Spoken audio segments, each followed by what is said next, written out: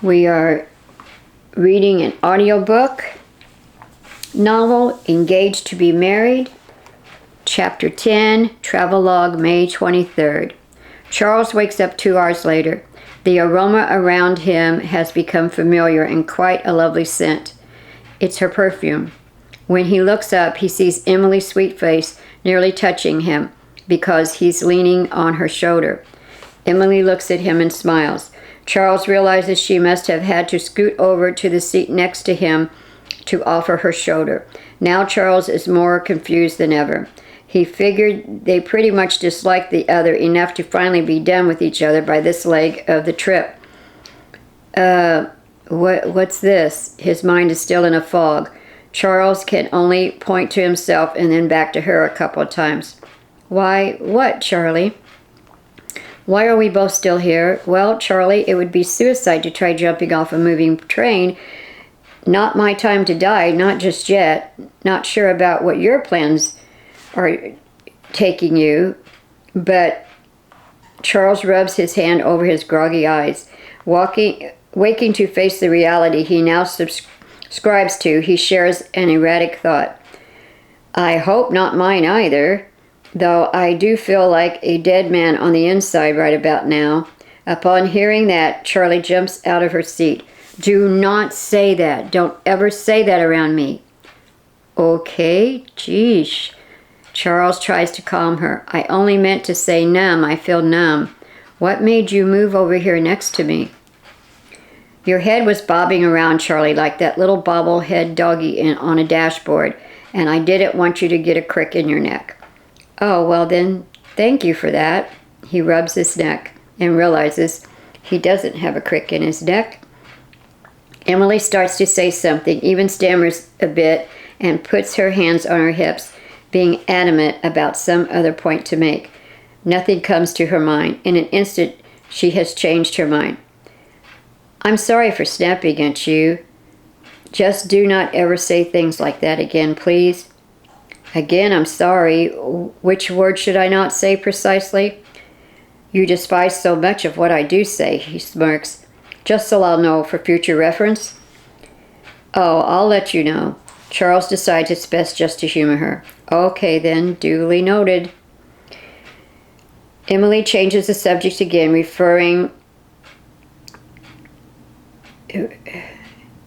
Emily changes the subject once again.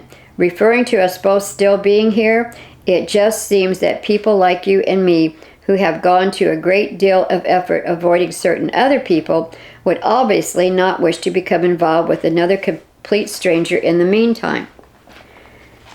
Let me get this straight. You are now saying that we are no longer strangers but are involved? Correction, if you please. My invitation to dine together wasn't at all classified as a date. I mean, after spending the last day or so together, we indeed are still complete strangers.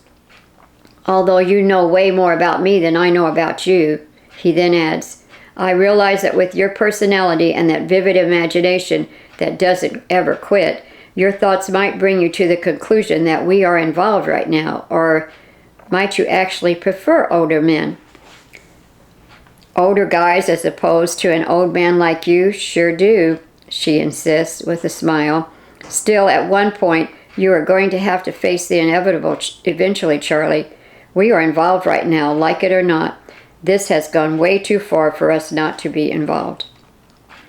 He chuckles over Emily being naive and in protest. Oh, really? Shouldn't I be aware of this too then, if it is in fact in your pretty little head? I think that's the only place where we're involved. And they say it takes two to tango, you know. Are you not following me? I didn't say a thing about dancing. Never mind. Charles refused to admit to using that cliche. Emily holds up her fingers. Look at the clues that are right in front of our noses, Charlie, since you're claiming to be such a great detective and all, you know. He corrects her again. Those were your words, not mine. Anyway, we are on this train together, like it or not, and there just happens to be 3 to 4 other hundreds of seats for each of us to choose from. But see, here we are, still together. If not involved, then I guess it really is misery loves company, as they say. You are much too young to know that old cliche, and I suggest also too young to have experienced any real misery for that matter. Ha! Now who's showing their ignorance? So sure of yourself, aren't you? And since you know all those old phrases, then you must be older than dirt, more like ancient. Okay, touché, my lady. Charles bends forward. And yet another cliche, French style, comes pouring out of this old man. Emily has to force herself not to cry. She is way too vulnerable at this point in her life, and she cannot afford to allow anyone to get in that close, but she is. She can't let her guard down, but it's becoming more and more difficult. He presses the issue. Okay then, if we are involved, as you say, I think we should know more about each other. What's your age? She looks him straight in the eye. Well, I'm not as young as I was yesterday, nor am I nearly as old as I will be tomorrow, and I happen to feel much older than I actually am today of all days, although that's not at all unusual for me. What does age matter anyway, Charlie? You're throwing riddles at me now. Charlie wonders if she answers, will she even be making up an age? Well, if you'd like it to be a riddle, all I do know is that I don't know who you're running from, Miss Emily, although I can only imagine that they are probably pretty darn relieved for a break if you treat them the way you've been treating me. Charles chuckles, but then cringes after hearing his own hurtful words come out of his mouth. It sounded way worse than he intended. Well, that's just a horrible thing to say. Why would you say a thing like that? And after all we have meant to one another? And of course, Emily is sniffling once again.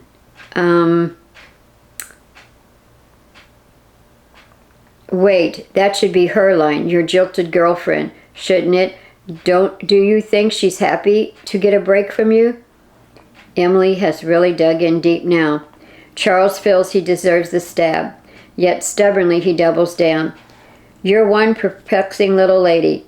I'm not getting any straight answers out of you, and it's frustrating beyond words. I've not yet heard one straight answer from you. Emily's expression is still very sad. Charles regrets his rude stabs at her personality. He tries to muster up the maturity to make it right. Okay, I'm sorry. Once again, I don't know what else to say here. You just pushed my buttons, I guess. You just tried taking a blow like that to your emotions and remain standing strong. Let it just roll off your back, they tell me. He steps up to defend himself. You can sure dish it out, though, can't you, kiddo? You sure know how to throw insults my way from out of left field. He notices her tearing up again, so his voice softens. Okay, stop crying. Please tell me, what gives with you? What you said back there, it kind of hit home. Charles assumes he has a handle on her situation. So if a guy has dumped you, it happens, and I know it's easy to take it out on me since I just pretty much say the same thing, and I just pretty much did the same thing to my fiance, but to run away from life your whole life? I didn't run away from my life, not what you think. Not at all like you're doing, Charlie. More or less, I have been relieved of my position as a girlfriend and as a... Her words strike Charles as being so odd. Relieved of? That sounds a lot like being fired. Addressing what he just stated, she continues. Reality fired me, Charlie. I'm out. This trip, just collecting my severance pay. How's that for not having experienced any misery at my young age? Never heard anything explained quite like that. Yeah, something tells me you have experiences that have made you twice as wise as your years. Emily doesn't acknowledge his admiration, quite the opposite. She only lashes out again. Whoever actually gives anyone a straight answer, Charlie? Thoughts get wound up into tight and twisted knots of inner turmoil. A person may have ulterior motives also. Humans tend to lie to themselves more than to others. Have you not learned this? Not in all your decades on this terra firma? Where are those answers to life's worst scenarios? Are there even any answers out there? Charles halfway has to agree with Emily. True, true. It's not given that every problem in this world will have a pat textbook answer wrapped in a neat little bow to hand to a troubled individual. Right, you bet I am. Let me tell you something. My problems don't even come with answers, and most don't either. Not like with mathematics, where everything eventually works out and offers a definite answer. Nope, I'll tell you another thing too. If it's a hard truth to be told, you know, a difficult answer to a problem, usually it's so darn sugar-coated by the so-called truth teller, it's basically turned around into a lie. I'm sure whomever is telling you these things, it's possibly well-intended on their part, Charlie adds. Okay, but is that fair? Tell me, Charlie. Is that in any way fair to the very person who's desperate to know the whole truth? The very one who is living in that problem and has every right to know the truthful answer? Wow, again, that's really deep. Aren't you much too young to be worrying about all the world's problems? You should be concentrating on your hair and your makeup and a new phone, maybe. Are you even listening? Emily is frustrated that he is missing her point. I have a strange feeling that most of what you've said to me on this trip is all bunk. All bunk? She bends over laughing and has to hold her sides. Wow, you are an old man.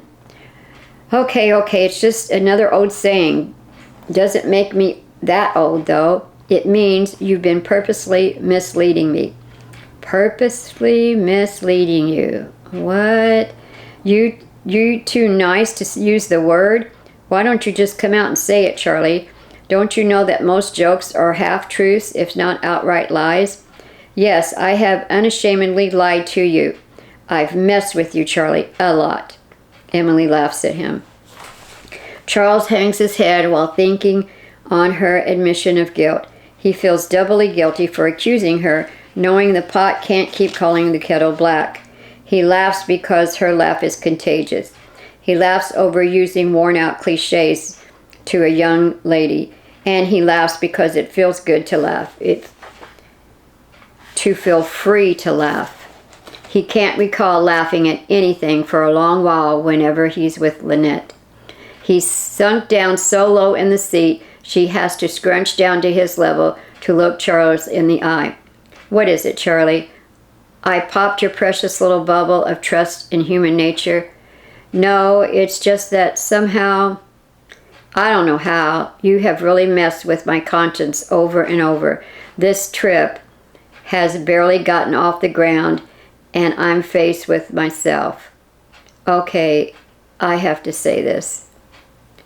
Let me sit down first. Oh wait, I am sitting. Okay, here it comes. About to hit the fan is more of this guy's proverbial. No, it's that I cannot accuse you of lying when I'm not who I appear to be. Not at all. Oh wow, Charlie, you're also a hardened criminal on the run? What? You really are a criminal. Wait, you're messing with me again, right? You really are a criminal? Okay, let me get this out, please, before I chicken out. Charlie pulls at his new jacket and makes a nervous swipe at his conditioned locks of hair. A concerned frown comes over Emily's face, wondering what he'll say. I'm a fake. All of this new me, this suave guy attitude that I'm trying to pull off here. And failing miserably at it, I might add. I mean, if I can't fool you, then I'm only fooling myself, right? This is not who I am or who I was just 2 days ago, right after you ran away from your normal life. Yes. So which one of us is really living a lie? Right. Emily doesn't really know what to say. You do your best to mess with people's minds. You just keep them guessing. Maybe this is the real you. You like to play an elusive little game. Charlie laughs a bit. Ha! How do I have the nerve to accuse you of being a phony when I'm doing that very thing? And, well, you're probably being true to yourself, being like this. Was that meant to be a compliment or an insult? Charles smiles. I guess both. Kind of like what you do with me. She ignores that comment. Where are you going with this true confession, Charlie? No, don't tell me. Listen, don't be so hard on yourself. Oh, man. So what if you won't or can't allow others to see the real you? Is there any harm in that? Let me answer that for you. No law against doing that. Okay. The illusion of Charlie B may just be a better version than the reality for you to accept. Just saying. Emily stares at him while crossing her arms. It's a mechanism you're using to cope with your boring life, more so than using it to fool others. But, too bad, so sad, although you're running from your boring life, eventually you will discover that you can't run from yourself. Your shadow is always following you everywhere you try to hide from the boring Charlie B. Trust me, I seriously know about these things. He frowns. My own ploy has fallen down around my feet. You said it, oh man. Although Emily has drawn deeply from the human psyche, her analysis seems nearly lost on Charles. He only manages to muster up a comment on her posture. He points at her arms still crossed. And there it is. Emily turns side to side. There is what? Where? Hey, trying to psych me out, are you? So you can draw information out of me? No, I did a psych class once. I majored in finance and business, though. Nope, it's your body language that gives you away. A defiant little girl on the inside. That's you. Oh yeah, your body language is telling on you. So very angry and resolute in defending your case. You're directing all of this jargon at me, but it's your situation you are referring to here, not mine. What are you protesting, Em? What the heck is really going on with you? I'm determined to find out. Emily stares straight ahead. He has stumbled on another true point of hers. So he hit a nerve with her. She doesn't like that he can almost hear the wheels turning in her brain. Emily smiles a sneaky grin that he's quickly learning is certain to have an insult coming right behind it. Wait a minute. Finance? You just admitted to changing everything about yourself. Oh my gosh. And there it is. A geek is hiding inside that fancy jacket. A bona fide nerd. I am guessing. Wait a minute. You're an accountant. Guilty as charged. Caught in the very act of deception, too. Charles shakes his head. You are good, really good at reading people. How is it that you look like an actor or a model who just stepped out on the runway? What did you look like before? Let me guess. Accountant. Come on. Okay, wrinkled suit, a calculator, broken glasses, pocket protector. What, the whole 9 yards? Am I right? Geesh, am I that transparent? But then, too, you don't always convey suave confidence to go along with your new look, I have to say. An ugly duckling has turned into a swan. Charlie, you're the duck that's always letting things roll off his back, aren't you? She stares intently into his eyes. Who, me? Emily begins to laugh, but not any longer. Things got to you. So the ugly duck has assumed a new identity and flies away for the winter or the spring, as the case may be. Definitely right about deceiving myself more than anyone else. I didn't fool you for very long, did I? Wow, you're turning out to be much more evasive than I could ever hope to be, old man. Should I even consider sharing anything more with you? What's to make me think that you can be trusted with highly secretive information concerning myself? And now I'm not trustworthy? Again, who's the thief here? Emily becomes condescending with another smart remark. Why don't we change the subject to something more cordial? Because this subject is getting us nowhere, and you're coming off as being more depressing by the minute. He retorts, it's you who refuses to let this conversation go any further. That's why. Circling, Emily, you keep circling back around. I'm not depressed, simply being realistic right now. And I'm just being honest.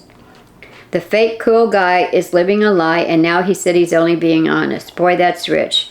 You are really a mess. Well, this is not going anywhere, is it? He stares out the window, thinking on all they've shared in such a short period of time and the few miles of train tracks. They've been quite openly vulnerable with each other. It is still a fact that she has found out way more info about him than he has about her.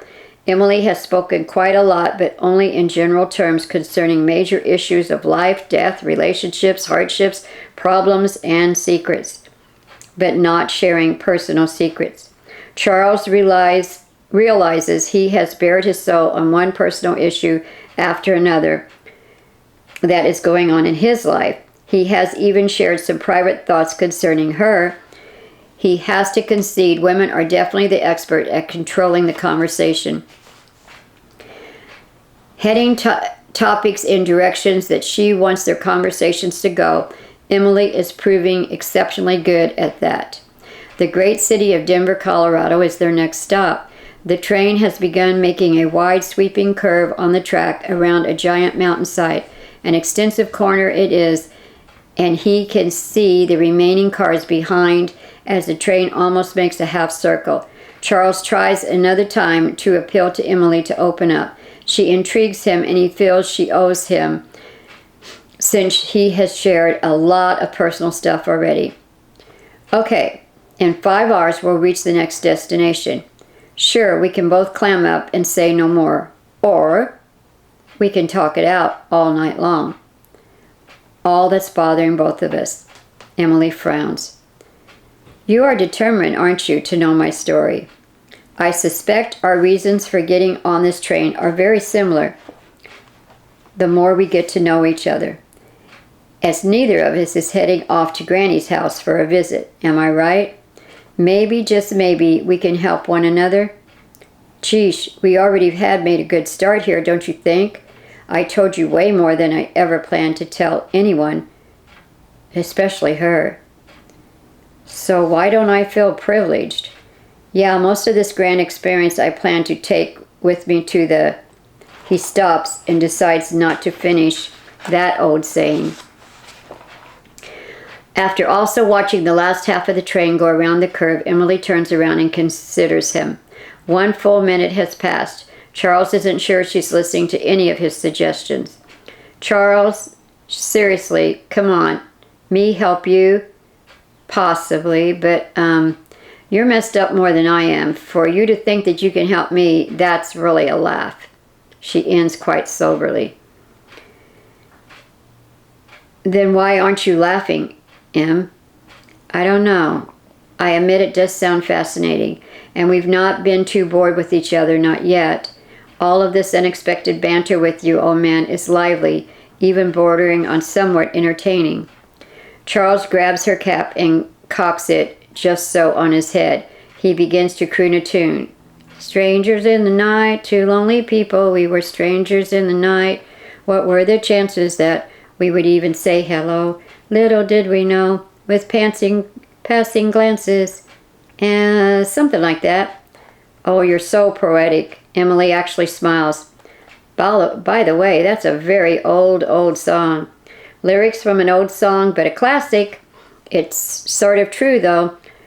Look, we most likely will never see each other after the next stop. Nothing we share will ever leave this train. I can't sleep. You can't sleep. You and me, kid. We're a lot alike. Think of it. All the freedom in the world for each of us to say anything we want to say right here and right now. Just get it all out. There is something big pinned up inside of you, and I can tell. You have no idea how close to the truth you've come so many times, Charlie. See? And you with me. We're both right on track with each other. He looks around. No pun intended again. Emily chuckles lamely. I suppose it could be a good idea to... She then adds, but we'll surely have to consider ourselves as being involved, though you still deny it with a passion. Charles grabs Emily's chin and moves close into her face. Involved, you say? Okay, like this? He asks again. And no bunk, okay? What? What is this? Yeah, just getting real and close, and no bunk. Bunk. This man is so ancient, Emily shouts to no one in particular. Charles explains himself. I'm just saying, let's not joke around or waste each other's time. We must be honest with one another. No sense in wasting good airspace or valuable brain cells either, right? Emily takes a deep breath and then taps on her head ever so lightly. That too, time, airspace, and brain cells. Let's make good use of all this available time we have. Not many brain cells left in here, Charlie. Where you are concerned, old man. Do you know that cells die off each day by the thousands, and more so in old age? She gets real serious. But okay, fair enough. Okay then. So, begin. Charles thinks to protest, but decides to at least meet her halfway since she seems to be willing. Yeah, I want to talk. I have issues. I'm ready to spill. Then spill. Let's start over from the beginning. So glad to make your acquaintance. I am Charles Bingenton, accountant, CPA actually.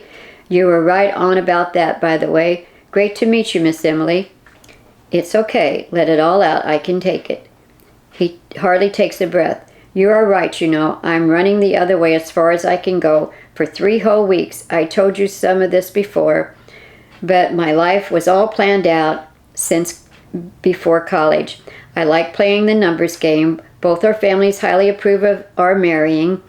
It seemed to add up, and her mother likes me more than she likes her own daughter, I think. A neat package we are. Well, maybe. Still. That's still to be decided, you know. A very normal couple we do seem to be, though. So I guess this is the point in our conversation where I'm supposed to affirm you? Emily shrugs. So, okay, I understand exactly what you mean. Then one day, I got this futuristic glimpse of my bride-to-be. I just knew she would one day end up becoming her mother. And then I envisioned that old lady version of my wife locked up inside her body, screaming to get out sooner than later. He shrugs off a cold chill. Emily holds her hands to the sides of their face and lets out a slight shriek. No, no, no, Charlie, not that. Sounds like a horror movie, she mused. He ignores her attempt at sarcasm. We've been together so long, 6 long years. Recently, I started asking questions. It was all I thought about. Is this all there is? 1,001 questions kept circling in my mind. Charles makes a circling motion around the top of his head with his index finger. You counted all of them?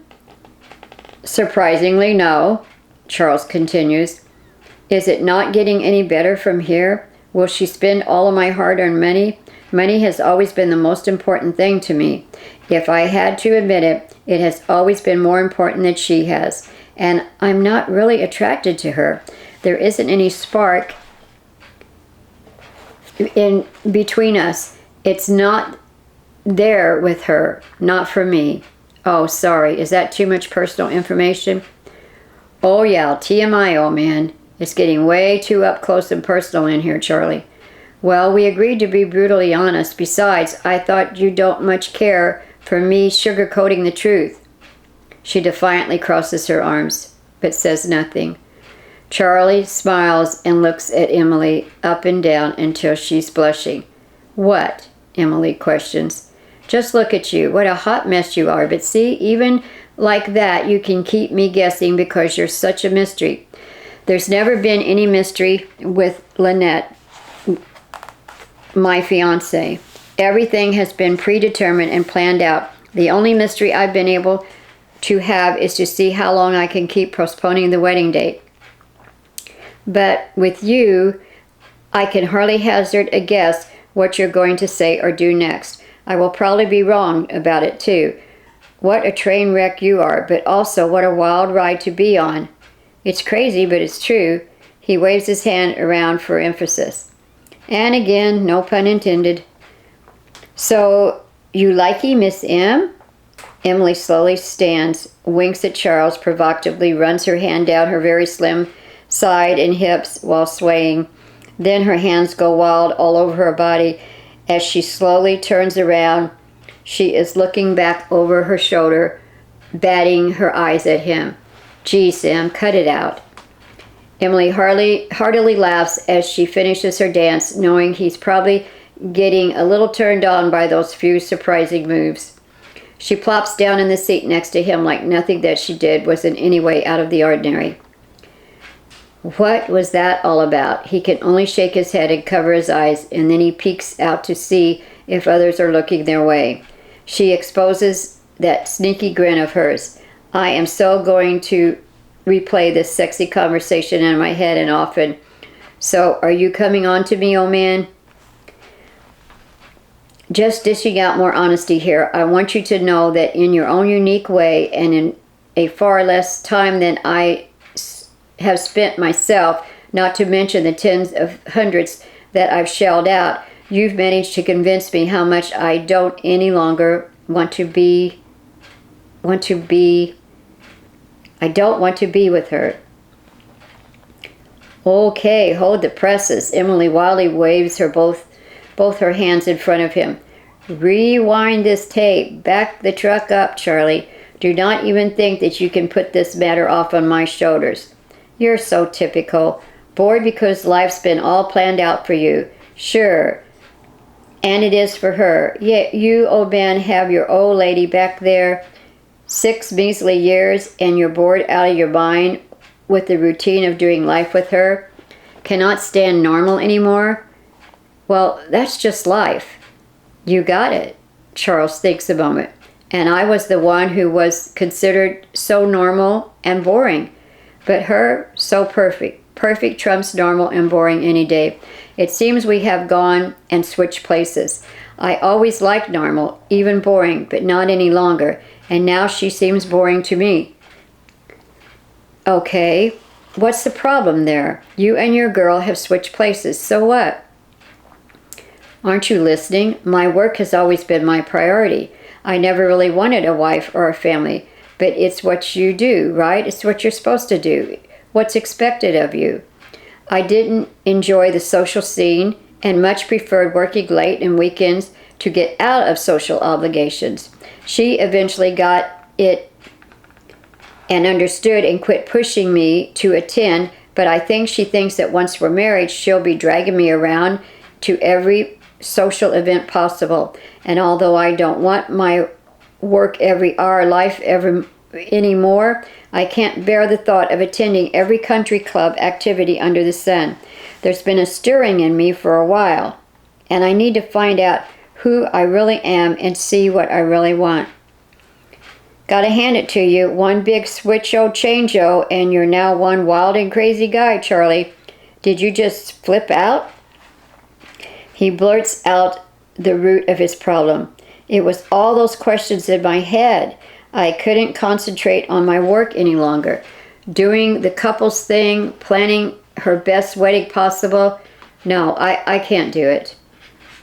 Emily can't find a topical transition to bring her own thoughts back into the conversation, but she tries and jumps in anyway. Okay, let's rewind. You are attracted to little old me, is that right? And it's because I'm not normal? I'm not boring? Is that it? Charles ignores her probing and continues to lament his situation. It makes my skin crawl, and I cannot any longer stand the thought of being stuck in that life. For life. Not with her. I'm just being honest here. Is that so bad? Emily is still on his previous remarks. You said that you like me because I'm anything but normal, right? Right, so? Are you that blind, Charlie? Can't you see that I'd give anything to be methodically, pathetically, boringly normal? Plain old normal like you and her. Calming down, she slows her words a bit. No, you can't, because you're a pathetic mess emotionally right now, and you're dwelling only on yourself and your wants. Too busy enjoying the abnormal distraction that I appear to be for you for the moment. This isn't the real you, he sighs sarcastically. So disappointing. She laughs. How ironic. I would love to be normal. You are happy that I'm not normal. So that's what I am to you. Merely a distraction. A sideshow on this 3-week train ride. Charles picks up on what she just stated. Now I'm a bad person for being open and honest. There's honesty and then there's decent courtesy. Have you heard of a little white lie? Those that make others feel better, but the person telling those little white lies has to first possess an ounce of sensitivity, you know. Okay, I'm confused. What lies? White lies or honesty? Get it all out or hold my tongue. What am I supposed to do? What is it you really want from me, Em? And how could I even try to know you want anything normal? You've chosen to share nothing with me, and you are the opposite of anything I would consider normal. Charlie scratches his head in bewilderment. No, Charlie, I think you need to go back home. I'm quite serious. If you don't go back, try patching this up with her fiancee. Emily chooses not to finish her sentence. Charles again runs his hands through his dark, wavy hair.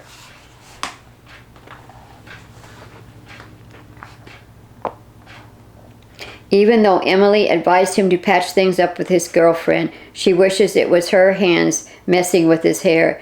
Emily sighs and settles for breathing in his cologne.